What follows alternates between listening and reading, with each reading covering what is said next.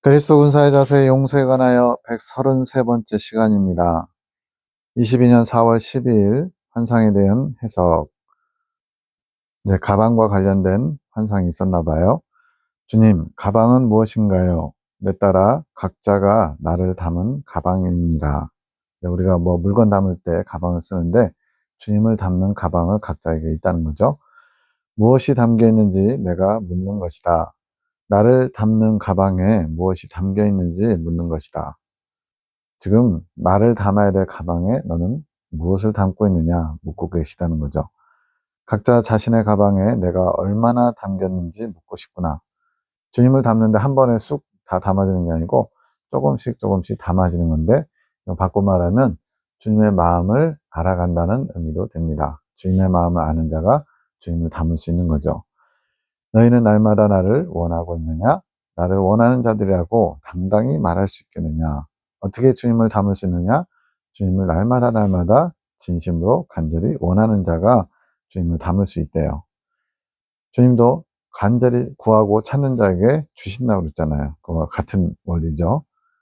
나를 원하는 자들은 끊임없이 자신을 비우기 원하는 자들이니라. 그런데 간절히 원하는 거, 이것만 가지고 되는 게 아니라 또 하나가 필요한데, 비우기를 원해야 된다는 거예요. 그래서 비우기를 원한다는 것은 주님을 담아야 되는 이 가방 안에 이미 다른 잡동사니들이 많이 들어있다는 거죠.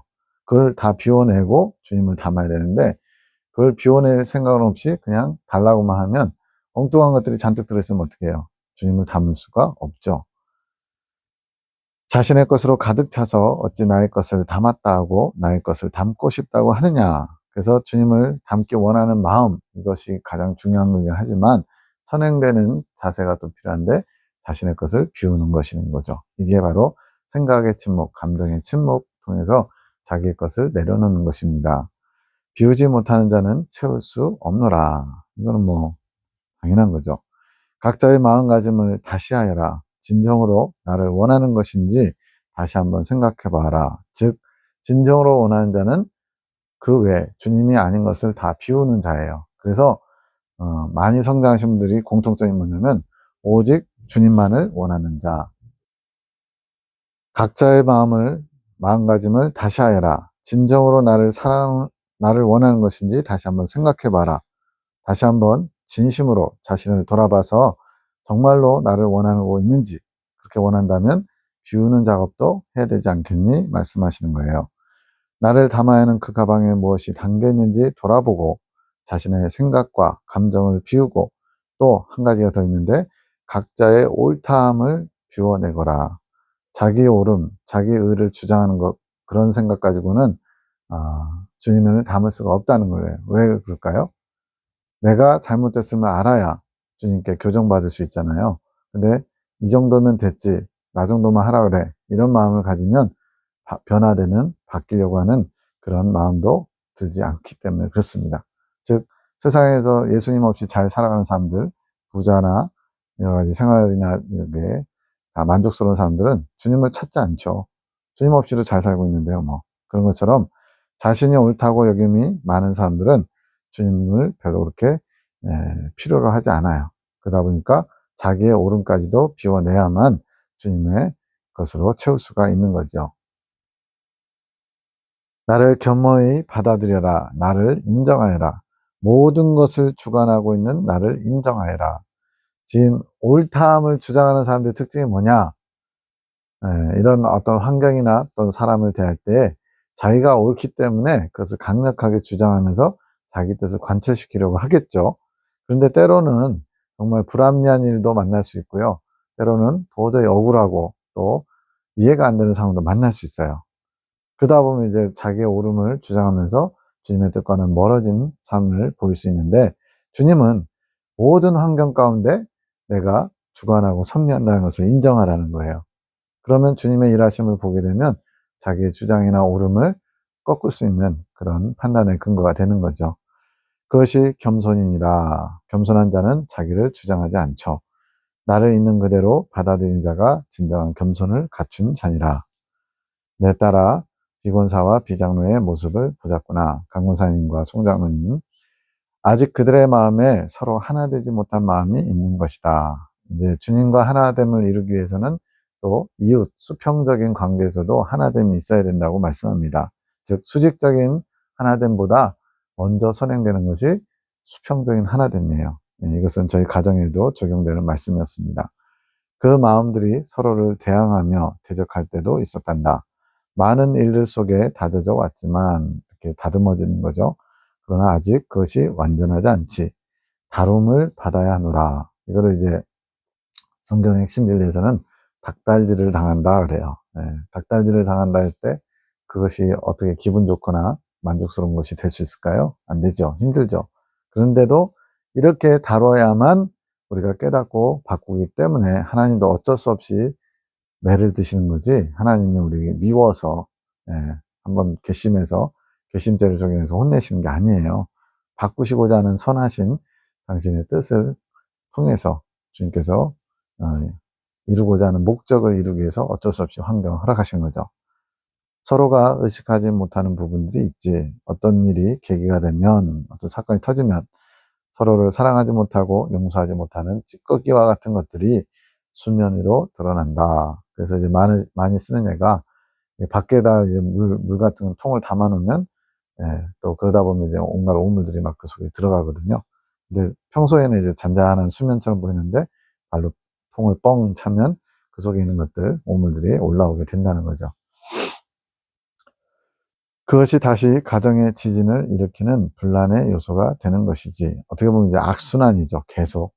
수면 위로 사건이 어느 정도 해결되면 또 수면 밑으로 가라앉아요. 그러다가 또다시 사건이 발생하면 또 떠올라요.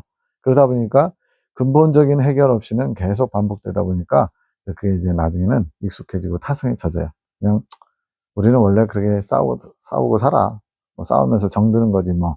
이런 식으로까지 안일하게 되죠. 늘 그래왔다. 한 사건이 생기면 그 사건으로 인해 각자 상처의 골이 더욱 깊어지게 되겠지. 아직 풀지 못한 숙제처럼 그냥 덮어두고만 있었던 것이라. 그런 거 있잖아요. 이제 속에서 골마가는데 겉에만 멀쩡하게 보이려고 위에만 이렇게 살짝 뭘 가려놓는다든가 상처를 위에만 살짝 뭘로 밴드를 붙여놔요. 그럼 속에서는 어떻게 돼요? 골마가면서 썩어가면서 더 심각해지겠죠. 이런 식으로 임시방편으로 덮어놓는 게 필요할 때도 있지만 근본적인 걸 고치지 않으면 더 상처는 악화되게 되어 있습니다. 그 상처를 직관하지 못하여 늘 사건이 터진 것이라. 그 사건의 본질이 뭔지를 못 보고 있다는 거죠. 그 상처를 보고 그 상처를 치유해야만 가정의 평화가 오는 것이다. 근본적인 치유가 먼저 이루어져야 평화가 온다는 거예요. 나로 인한 평화가 오는 것이지.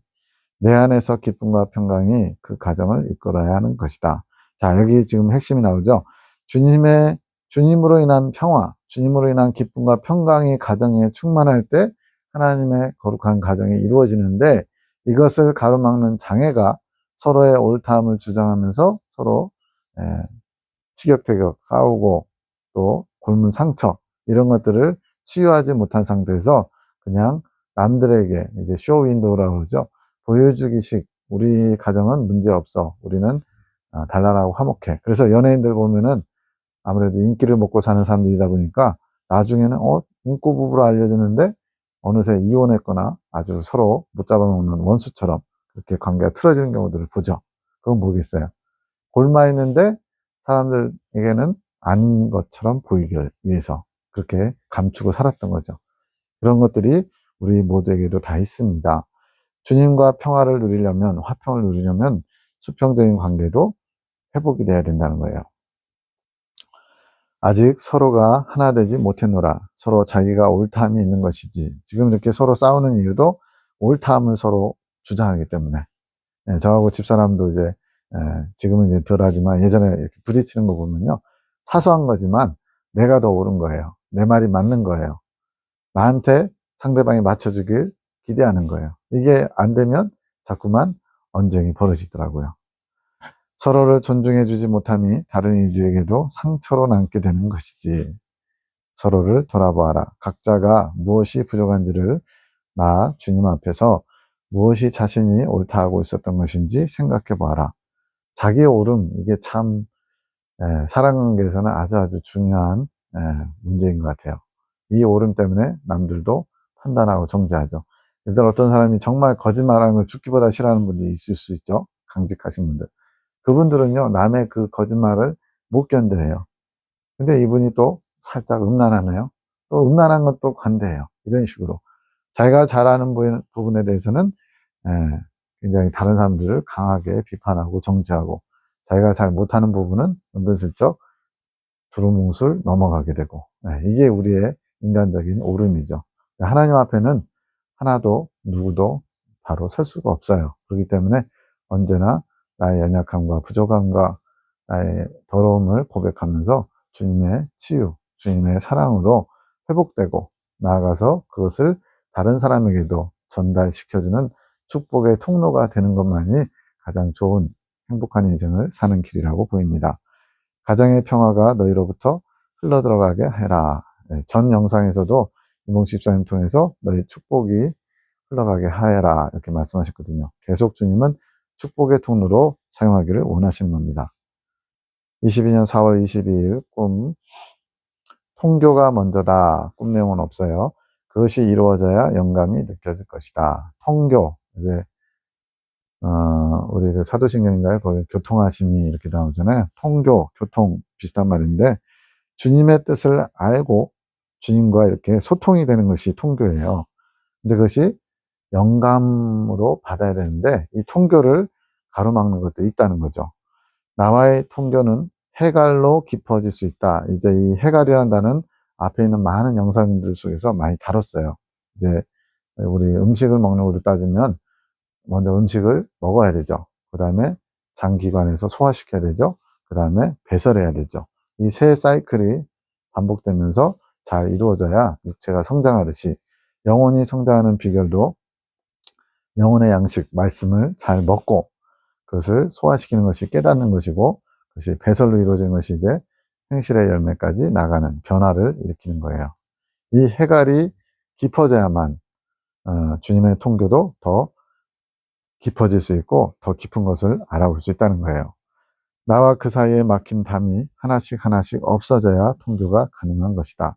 즉 통교는 주님과 이렇게 소통하는 건데, 처음부터 100%뻥 뚫려가지고 주님의 것을 다 알아볼 수 있는 게 아니라 점점 나 중심적인 것 또는 나의 오름, 이런 것들이 하나하나 허물어지고 버려지고 깨지고 비워지면서 주님의 것을 점점 채우면서 주님과 원활한 소통, 통교가 이루어진다는 거죠. 통교에 방해되는 것들이 있는데 뭐 여러 가지가 있겠지만 여기서는 두 가지만 크게 뽑습니다. 첫 번째는 마귀가 배후에 있는 환경. 그렇게 되면 온전한 해갈을 이루지 못한다. 이게 무슨 말이냐? 이러한 환경이 주어지는 이유는 그 해갈하려는 주체의 마음의 방향이 내가 원하는 방향과 일치하지 않아서 그렇다. 자, 주님과 통하려면은 주님과 막힌 담이 없어야 되죠. 근데 가장 막힌 담의 특징이 뭐예요? 죄죠. 이 죄를 범할 수밖에 없는 환경, 그게 바로 마귀가 배후에서 역사하고 있는 환경이죠. 그러다 보면 주님의 뜻을 알고 주님께로 나의 초점이 맞춰져야 되는데, 자꾸 그 상황과 사건과 사람에게 초점이 맞춰져 가지고 주님의 뜻을 놓치게 되죠. 그래가지고는 이런 마귀가 배후에서 역사하는 환경 가운데는 온전한 해갈, 말 그대로 시원하게 우리가 정말 며칠 동안 배변을 못 하다가 한번 이렇게 거하게 한번 하면 굉장히 뭐랄까요, 시원하잖아요. 그것처럼 온전한 해갈이 되어야 주님과 이렇게 소통하는데 막힘이 없는데, 마귀가 역사하는 그런 환경 속에서 그 마음의 방향이 주님이 원하시는 방향과 일치하지 않을 때 그 통교가 잘 이루어질 수 없다는 거예요. 두 번째는 누군가를 미워하는 마음이 있으면 또 해갈이 안 된대요. 이거는 이제 아주 중요한 건데, 이제 이 꿈의 해석 중에 이제 박 집사님 해석하시는 분의 오빠하고 지금 이제 요번에 예레미야 기도원에 오셔가지고 정말로 몇 년 전보다 많이 변하신 모습을 저도 목소리는 처음 들었어요. 수년 동안 알고는 있었지만 어떤 분인지 목소리도 잘 몰랐는데 녹음된 파일을 통해서 목소리를 들어봤는데요. 오빠하고는 이제 자라면서 성장의 과정에 많은 갈등이 있었던 것 같아요. 원래 그런 거 있잖아요. 흔한 남매, 뭐 현실 남매 뭐 이런 것처럼.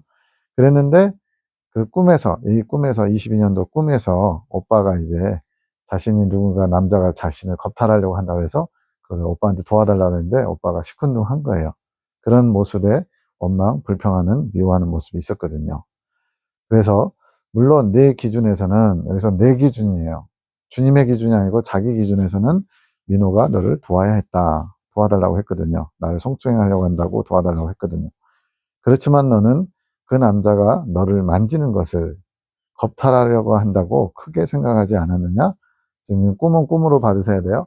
자, 어떤 남자가 이렇게 만진다, 뭐 이렇게 좀 이렇게 신체 접촉을 말하는 거죠. 그거를 겁탈하려고 한다고 크게 네가 보지 않았느냐? 거기까지는 가지 않아야 되는데 미리 지레 겁을 먹고 겁탈한다 생각하면서 오빠한테 도와달라고 했는데 오빠가 시큰둥하니까 그거에 대해서 분이 난 거예요.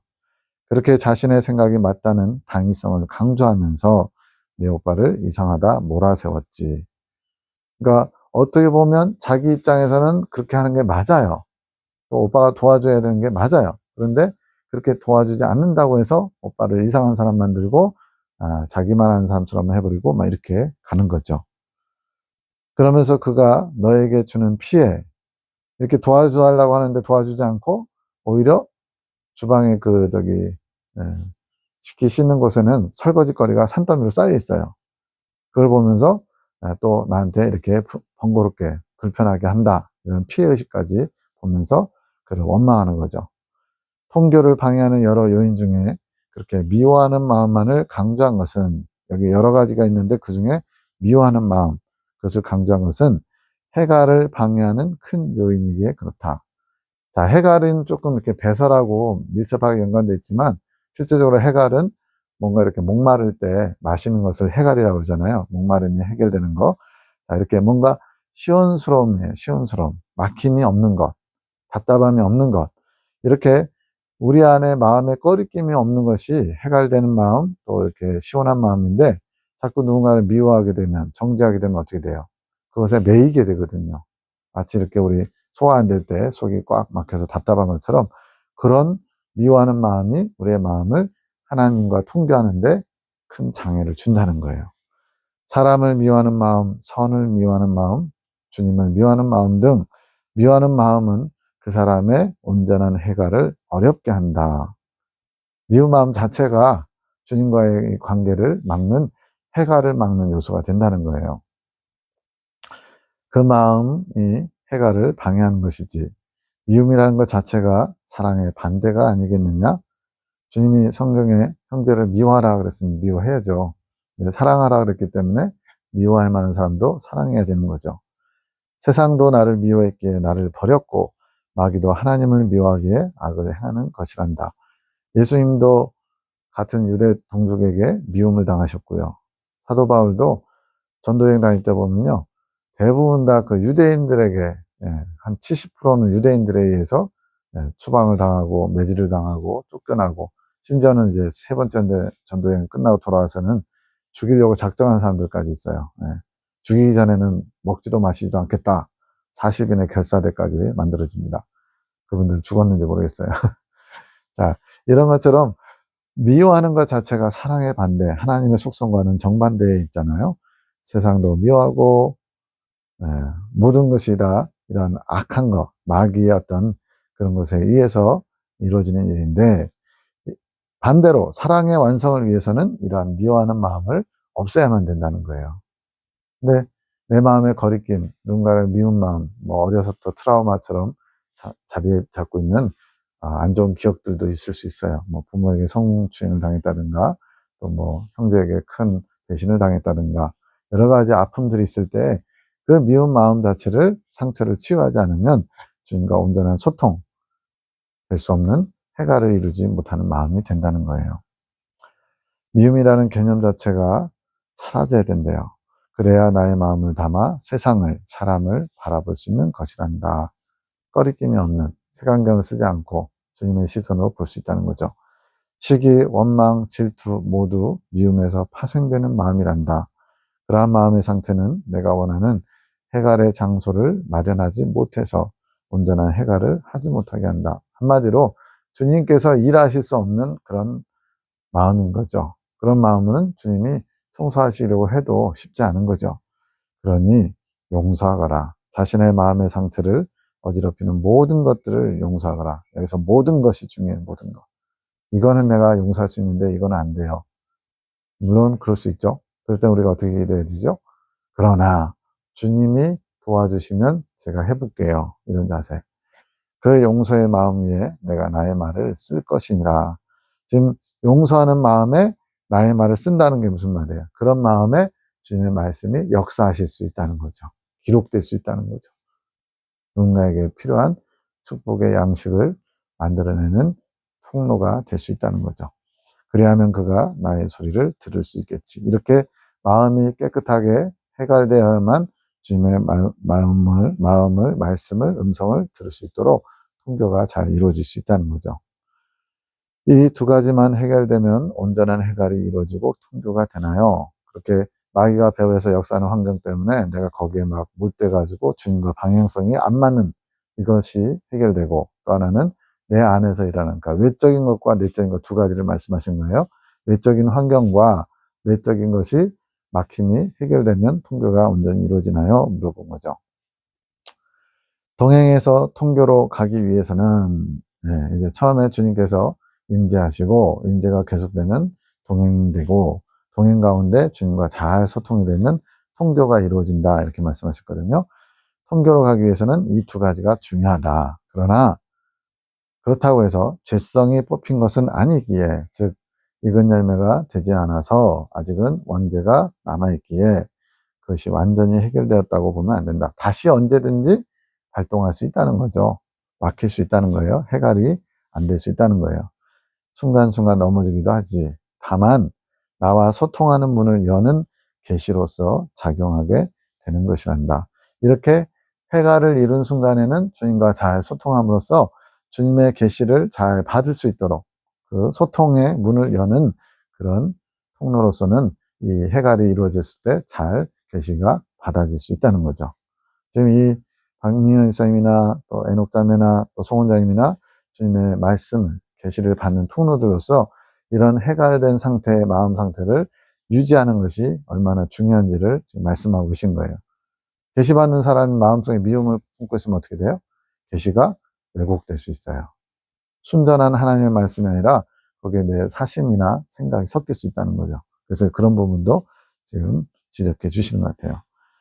그리고 더 깊어지는 것에는 더 다양한 것들이 해결되어야 하지. 그 두 가지가 중요하고 그 외에도 더 있다는 겁니다. 송영 집사님은 통로가 열렸지만 관리를 안 하는 것이고, 그래서 관리를 안 한다는 것은 들으려고 하지 않는 것인데, 이거는 마음 자체가 없는 거예요. 왜? 그냥 부인인 박민희 집사님 통해서 들으면 되지, 알면 되지, 이런 아니라는 자세가 있는 거죠. 김 집사님은 그 통로에서 흘러나오는 나의 소리를 잘 알아채지 못하는 것이지, 이거는 들으려고는 하지만 소리를 잡아내. 이거는 이제 말 그대로 예민하게 반응하는 거죠. 자신의 언어로 바꾸는 것이 부족하다. 제가 개인적으로 보기에는 진리가 정돈되지 않아서 핵심리를 잘 알지 못하는 부분과 여기 말씀을 열심히 보지 못해서 그래서 이게 듣긴 들었는데 그것을 잘 정리하지 못하는 거죠. 정리정돈이 필요하다. 목자 정리가 필요하다, 이런 얘기를 하셨거든요. 그런 것 같아요. 통교, 즉 나의 음성을 듣는 것은 영음으로 듣는 것도 있고 또 알아지는 것도 있고, 이 듣는 것과 알아지는 것, 이거는 직접 그걸 들어봐야 이게 무슨 사람인지 알 거예요. 저도 이제 뭐 꿈이나 가끔 환상을 아주 가끔 보는데, 그러다 보면요, 알아진다는 표현이 이런 거구나. 원래 이제 국어 문법적으로 알아진다 이렇게 표현은 사실 안 맞는 거거든요. 그냥 안다지. 왜 알아진다 이렇게 하면 수동적이고 소극적이기 때문에 그런 피동으로 나타낸 거예요. 이렇게 나의 음성을 듣는 것은 더 높이 성장하는데 대단히 중요하다. 주님의 메시지, 계시를 받아야 그 다음에 뭘 어떻게 해야 될지 우리가 방향성과 목표를 잡잖아요. 성경 말씀이 왜 계시예요? 하나님의 뜻이 담겨 있으니까. 성경 말씀이 기준이 되고 잣대가 되고 우리가 나갈 방향을 제시하는 것이죠. 그래서 주님의 음성을 듣는 것, 이렇게 계시에도 기록된 계시가 있고 들리는 계시가 있고 보는 계시가 있고 다 그렇지만, 지금에 와서 제가 정리한 것은 모든 계시는 하나님으로부터 옵니다. 그런데 여기서 지적한 것처럼 해갈되지 않은 상태에서 마음에 꺼리낌이 있고 외적으로나 내적으로나 주님의 뜻을 온전히 받지 못하는 상태에서 계시를 잘못 해석해 가지고 계시가 안 맞거나 또는 뭔가 잘못된 방향으로 제시할 때가 있죠. 그거는 이제 불순물이 섞인 거예요. 대표적인 게 이제 사심이 있을 때, 사심이 담길 때 계시가 왜곡됩니다. 근데 그런 경우가 아니라면 모든 계시는 다 하나님이 주신 것이고 선한 것이고 좋은 거예요. 이러한 음성 듣는 것이 높이 성장하는데 대단히 중요한 이유는 나의 신부는 내 음성을 듣는 게 당연하지 않겠느냐? 어린 양의 신부, 교회 시대 이긴 자들 14만 4천 명으로 높이 성장하려면 음성을 듣고 순종하는 자들. 그래서 계시록 14장에서 뭐라 했어요? 이 14만 4천 명에 대해서 그들은 어린 양이 어디로 인도하든지 따라가는 자. 이게 주님의 음성을 듣고 순종하는 거죠. 무조건 순종. 그러니 내 음성을 들을 수 있는 영혼을 내가 찾는 것이지. 들으려고 하는 사람도 적고 들어도 잘 분별해서 온전히 따라가는 사람도 적고 또 간절히 소원하면서 그 길을 계속 지속적으로 지향해 가는 사람도 적고 이게 문제인 거죠. 그러면서 긍휼히 여기는 것은 용서하라는 것, 이게 단편적인 깨달음을 주셨습니다. 그래서 이제 우리 그 영적 성장론에 보면 8단 진복, 산상수훈에 나오는 8단계의 복을 말씀하는데 그 중에 이제 두 번째 한단을 통과하고 나서 세 번째 한단 사이에 두 번째 복 받는 과정에 긍휼히 여기는 자는 긍휼히 여김을 받을 것이며 이게 있거든요. 저도 이 부분을 잘 몰랐는데 여기서 이 긍휼히 여긴다는 것은 여기 나온 것처럼 용서하는 거잖아요. 수평적 관계가 이제 꺼리낌이 없어야 된다는 거예요. 누군가 미워하는 사람이나 여기서 지금 계속 얘기 나오잖아요. 미워하는 거나 또 용서하지 못하는 사람들, 이런 사람들이 없어야만 그 다음 단계로 나아가 하나님과 관계를 제대로, 세 번째 한단 때 하나님과의 관계가 제대로 정립되거든요. 이래서 지금 긍휼히 여기는 자, 두 번째 한단 마치고 복받는 과정에서 이 긍휼히 여김이 무엇인지를 짚어주고 계신 거예요. 이웃관계에서 막히는 게 없어야 돼요. 꺼리낌이 없어야 돼요. 그래야 주님과 관계가 바로 설 수 있다는 겁니다. 22년 6월 9일 새롭게 되어야 한다. 주님의 사랑으로 가정 안에 화합을 이루어야 된다. 이건 저희 가정을 향해서 하시는 말씀이에요. 이때 6월에 제가 예레미야 기도원에 갔을 때 주님께서 아까 말씀드린 것처럼 주님과의 관계가 바로 서려면 옆에 수평적인 관계가 먼저 선행돼야 돼요. 바로 서야 돼요. 서로 신뢰함이 없다. 서로 믿음이 깨어져 합한 마음이 되지 않으며 사랑을 잃어버린 상태. 제가 이제 2010년부터 2020년까지 부천에서 10년 목회를 하면서 교회를 이제 처음 개척하고서 하면서 나름대로 열심히 하려고 했는데 또 상황 가운데서 잘 안 된 부분이 있었거든요. 그러면서 이제 어쩔 수 없이 여기까지인가 보다. 또 코로나가 그때 터지면서 하나님이 원주의 이 한적한 다윗의 숲으로 인도하셨는데 그러면서 이제 그 교회에 이제 계속 지속하지 못한 부분에 대해서 저는 저대로 또 집사람은 집사람대로 서로의 또 원망 또 책임 이런 것을 마음에 품고 있는 게 있었던 거죠. 근데 이제 어차피 지나간 거 이미 다 끝난 건데 끄집어낼 필요 없다 하면서 이렇게 사실 덮어놓는 식으로 그런 식으로 지나가고 있었던 거예요. 그러다 보니까 이제 주님이 앞에서 말한 것처럼 곪은 것을 상처난 것을 썩어가는 것을 그것을 회복시키려면 일단은 드러내야 되거든요. 그래서 여기서 지금 전혀 내용 상황을 알지 못하는 송원자님 통해서 주님께서 우리 두 부부의 마음 상태에 대해서 지금 알려주신 거예요. 이게 이제 왜곡 푸는 일을 하는 도구, 중재자의 도구로서 이렇게 쓰시는 거죠. 서로가 서로에 대해 매여 있는 마음, 다친 마음, 서로가 서로를 향한 원망을 쌓아두고 있음. 니 탓이야, 니 탓이야 이거죠. 저는 그냥 뭐 어쨌든 뭐 그게 자랑할 만한 게 아니니까 그냥 가만히 덮어두고 지나가기를 원했는데 주님은 이것을 끄집어내셔서 인정하고 서로에게 불편한 마음을 해결하시도록 주님이 촉구하고 계시는 거예요. 서로의 탓으로 여기는 원통의 마음을 품고 있음. 송 원장님 뭔지도 모르고 지금 이 말씀을 받으셨을 것 같아요. 서로를 불쌍히 여기는 마음이 회복되어야 함.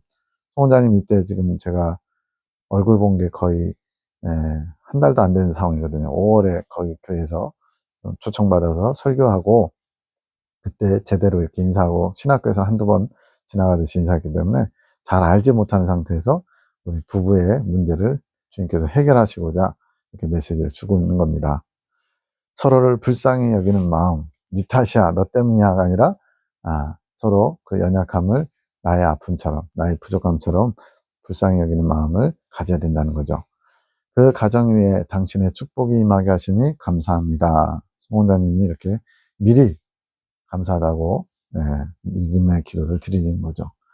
그들이 먼저 준비되어야 한다. 서로 사랑하기 원하는 마음, 아직 이 마음이 없단다. 제가 이 말씀 처음 받았을 때 그런 마음 없는데요 라는 마음이 살짝 들다가 아니야, 아직 내 안에 깊은 곳을 보면 있을 수 있어 라고 인정하게 됐죠. 준비하라고 해라. 뭘 준비하려냐? 각자 삶을 돌아보며 서로의 문제가 무엇인지 진단이죠.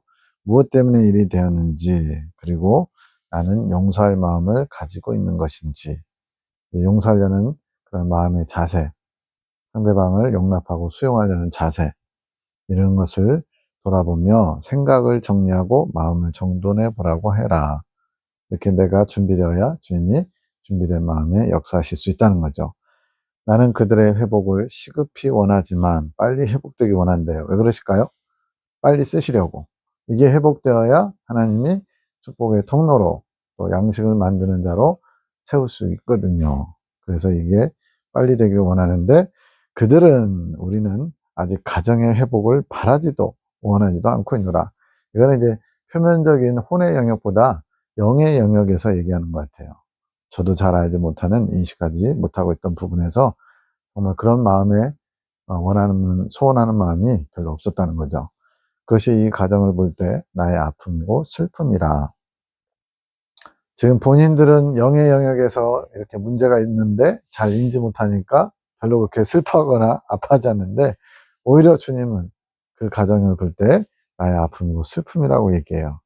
주님의 마음을 아는 자들이었다면 이러지 않았겠죠. 네. 서로 사랑할 때 가정 안에 나로 인해 참 평안이 있지 않겠느냐? 여기서도 지금 평안과 용서, 회복의 관계를 말씀하고 있죠. 나는 평화다, 평강의 왕이지 않느냐?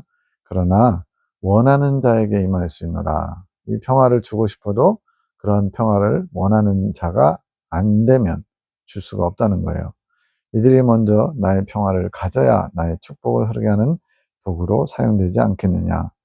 이 문장을 보면서 3년 전만 해도 이것이 안 돼가지고 주님께서 주고 싶어도 못 주는 자, 스스로를 잘 진단하지 못하는 영적인 질병에 걸려있는 자였는데, 주님께서 이거를 치유하시고 이제 주님의 평화를 또 축복을 흐르게 하는 도구로 사용하고 계심에 감사를 드립니다. 너희 인간들의 사랑 위에 나의 평화가 임할 수 있다. 관계의 회복이죠. 너희 인간들의 사랑은 서로 용서하는 것이다. 지금 여기서 사랑 이전에 용서하는 게 사랑이라고 말씀하시는 것은, 사랑은 이제 하나님의 속성이잖아요. 이 하나님의 속성이 우리를 통해서 나타나려면 먼저 용서하는, 즉 안에 거리낌, 그 상대를 향한 불편한 마음들, 원망의 마음들, 이런 것들이 해결되어야만 하나님의 사랑이 임할 수 있다는 거죠. 그 용서 위에 나의 평화, 즉 나의 치유가 임할 수 있습니다. 그러나 너희 인간들의 원함이 있어야 나의 치유가 임할 수 있습니다. 그래서 우리가 할 일은 뭐예요? 나의 모습을 진단하고 주님께서 치유해 주시기를 원하는 것. 요 두 가지만 하면 돼요. 근데 이것조차도 안 돼가지고 10년, 20년 원수처럼 그렇게 살아가는 부부들, 그리고는 이제 그 방법으로 외도를 선택하는 얼마나 많은 사람들이 있어요. 그런 것이 주님께는 크나큰 아픔이겠죠. 내가 만든 피조물들, 나의 형상을 따라 지음받은 인간들이 그렇게 상처를 넘어서지 못하고 나에게 나오지 못하고 그렇게 아주 불법적인, 죄악적인 그런 선택을 하는구나 하면서 주님의 마음은 지금도 늘 아프실 것 같아요. 나는 치유하는 하나님이라, 평화가 임하게 하는 평강의 왕이니라. 나는 이 가정을 사랑하며 나의 아름다운 보물이 숨기운 이곳을 주목하고 있느니라. 우리 집에 뭐 아름다운 보물, 엄청 비싼 보물이 있다는 게 아니고요. 우리 안에 주님께서 감춰놓으신, 이건 아마 창세전부터 감춰놓으신 거겠죠. 궁극적인 것은 주님의 생명이지만 그 주님의 생명을 알아갈 수 있는 보화들을 이미 우리 안에 심어 놓으셨대요. 그리고 우리가 그것을 열심히 마음밭을 기경하면서 발견하기 원하시죠. 그래서 주님의 관심도 여기 우리의 심령의 밭에 주목하고 계시다고 하시는 거죠. 나의 시선이 향하며 머물러 있는 가정이라 나의 말을 전해주고 나의 말을 받아 3일간 마음을 정돈하여 뜻을 정하라고 해라. 이 내용을 전달해서 마음을 준비, 즉 주님의 치유를 원하는 마음을, 또 서로 용서하고자 하는 마음을 준비하라는 거죠. 그들의 응함과 함께 화답이죠. 내가 너희를 하늘 군대를 통해 일하리라. 저희가 그 화답을 했기 때문에, 그렇지 않고 아니 본지 얼마 됐다고 평신도가 목사 가정을 이래라 저래라 해 하면서 높은 마음, 교만한 마음으로 거부하거나 주님의 뜻으로 받지 않았다면 오늘에 이룰 수도 없었겠죠. 감사합니다. 부부는 서로 불쌍히 가엾게 여겨야 하는 존재. 아니, 뭐가 불쌍하다고 가엾게 여기느냐? 그 연약함 때문에 그래요. 내가 원하는 만큼 퍼펙트한 그런 사람이 있을 수는 있겠죠. 네, 정말 뭐 몇십 년이 지나도 사랑스러워하고 막 되게 좋아하는 부부도 간혹 있더라고요. 근데 그 중심, 진짜 영의 깊은 곳에는 정말로 그것이 맞는지는 모르겠어요. 표면적으로만 그런 건지. 근데 어쨌든 왜 불쌍히 여겨야 되느냐? 바로 그 안에 부족함이 있기 때문에 그래요. 그래서 그 부족함을 채워주라고 배우자, 반려자가 있는 거죠.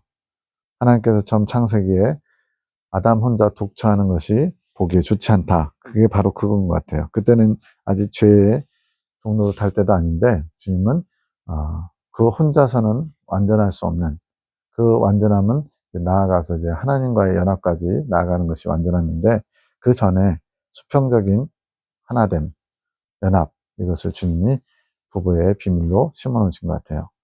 한 몸이기에 홀로 하나가 되지 못하는 존재이기에 서로 불쌍히 여기며 내가 상대의 부족함을 채워주어야 하는 것. 제가 이 나이 40대에 2번 주례를 서고 50, 하나에 또 주례를 한번 섰거든요. 근데 그때 하면서 늘 제가 표현한 게 뭐냐면 상대방에게 나의 부족함을 채워달라고 요구하지 말고 내가 상대의 부족함을 채워주는 자로서 존재한다는 것을 먼저 인식하라고 늘 그 얘기 했어요. 이게 얼마나 웃겨요. 자신에게는 적용하지 못하고 남들에게는 적용시키는 또 잘 보이는 이게 우리의 참 연약한 것 같아요. 여기서는 육신적인 것도 포함되지만 영적인 것을 말씀하시는 것, 부족함을 채워주는 것, 주님께서는 우리를 불쌍히 여기심, 주님과 한 몸을 이루어야 할 존재로 지은 바 되었기 때문에 주님과 한 몸을 이루지 못하는 우리를 불쌍히 여기시는 것. 연합의 비밀은 부부의 관계를 통해서 주님과 우리의 연합을 이제 주님이 얼마나 원하시는지를 보여주고자 하시기 때문에 먼저 부부의 연합을 주님께서 촉구하시는 겁니다. 서로 불쌍히 여기며 귀히 여겨 주어야 함. 그것이 서로 세워주며 세움을 입어가는 것. 서로 세워주며 세움을 입어가는 것이 주님의 뜻. 서로 주님 앞에 거룩함을 입어갈 수 있게 기도해 주어야 함. 그래서 주님 앞에 세워지는 것, 서로 그런 역할을 감당해죠. 근데 오히려 걸림돌이 되고 막힘이 되고 뒤에서 붙잡아 끄는 게 되고 이러면 곤란하죠. 부부가 주님 중심으로 연합함에 많은 비밀이 숨겨져 있음. 22년 10월 24일 알아요 영음이 드렸어요. 알아요가 아니라 그곳에 살고 있어. 다른 나이든 여자 영음. 이렇게 쓴 거는 이제 누가 아는 사람이 한 것 같지는 않아서 그런 거예요. 참 신기하죠. 그래서 주님 이건 무엇인가요? 말씀을 듣는 우리의 태도를 주님께서 말씀하시는 거 예로 보여준 거라는 거예요. 말씀을 듣는 태도가 아직 겸손하지 않음. 알아요. 이제 아는 척, 안다병이죠. 한 말씀 한 말씀 마음에 새기고 뼈에 새길 정도로 듣고 또 듣고 곱씹고 또 생각하고 묵상해야 되는데 그렇지 않음을 이야기하시는 것. 묵상은 뭐냐? 주님이 무엇을 말씀하시는지 또 묻고 하면서 내 생각, 내 감정 내려놓고 주님의 것을 온전히 받아들이려고 하는 자세. 그게 묵상이라고 했거든요. 곱씹고 또 곱씹으라는 거죠. 그래서 깨달음이 달라진다는 거예요. 성장하면 성장할수록 깊이가 달라진다고 말씀합니다. 통탄하는 마음, 주님의 뜻을 알지 못해서 통회하고 탄식하는 마음의 자세가 우리에게 필요한 것. 나는 다 안다 라고 생각하는 순간 다 안다는 마음이 있기에 더 이상 곱씹지 않는 것. 한번 보고는 이건 주님의 뜻은 이거야 라고 단정 내린다는 거죠. 그렇게 생각하는 순간에 주님의 깊으신 뜻과 마음을 발견하지 못하게 되는 것. 그러니까 표면적인 거는 대충 방향성은 맞을 수 있어요. 근데 주님은 그거보다 더 깊은 것, 더 좋은 것을 알려주기 원하시는데 그거를 깊이 파고들려고 하지 않는다는 거죠. 묵상하려고 하지 않는다는 거죠. 내가 다 안다는 마음은 교만한 마음이기에 겸손하신 주님의 마음과 뜻이 교만한 자의 마음에 온전히 담길 수 없게 되는 것. 즉 주님께서 주고자 하시는데 그것을 귀하게 여기면서 소중히 받으려고 하는 자세를 가진 사람과 주면 좋고만 안 주면 말고 이런 사람과 난 그딴 거 필요 없다고 받을 준비도 안 하는 사람과 누구에게 주님의 마음을 표현하시고 주고 싶으시겠어요? 당연히 겸손히 저는 아무것도 몰라요. 주님이 알려주셔야만 알아요. 이런 자세를 가진 사람에게 주시겠죠. 그러한 모습은 스스로 다 안다 착각하지만 주님 보시기에는 조금도 주님을 알지 못하는 자가 되는 것. 그러니까 막 유튜브에 많은 목사님들 영상이 있어요. 설교랑 뭐 또 주님의 뜻을 나타내는. 그런데 정작 정말 주님의 마음을 안다면 저렇게 표현할까 싶을 정도로 참 안타까운 게 많아요. 아주 자신감 있게 또 막 여러 가지 근거와 자신의 경험을 가지고 주장하는데 정말로 주님의 뜻이 그것일까 싶은 것들이 참 많더라고요. 그렇게 늘 겸손한 자의 자세를 잃어서는 안 되는 것. 겸손의 자세를 잃는 순간 주님의 초점과 멀어지는 길을 가게 되는 것. 그래서 첫째도 겸손, 둘째도 겸손, 셋째도 겸손. 어거스틴이 그리스도인의 덕목에 가장 겸손을 뽑는 이유인 것 같아요. 주님과 멀어지지 않기 위해서. 자신에게 그러한 교만한 마음이 발견됐다면 즉시 그 마음을 돌이켜야 하는 것. 발견하는 게 중요하고요. 더 중요한 것은 돌이키려는 자세. 그 마음이 발견된 즉시 주님 앞에 나아가 용서를 구하고 겸손한 자가 되기를 전심으로 통탄하는 마음. 저는 왜 이럴까요? 주님 도와주세요. 주님이 아니면 저는 이거를 절대 고칠 수 없어요. 주님만이 하실 수 있어요. 이런 마음으로 구해야 하는 것. 23년 3월 26일 9시 56분 미워하고 또 미워하는 우리의 모습에 그럴 때마다 우리는 미워한 것을 용서하고 또 용서하고 또 용서하는 것으로 풀어나가야 함. 즉 무수한 반복 가운데 주님께서 역사하셔서 고쳐나갈 수 있다고 말씀합니다.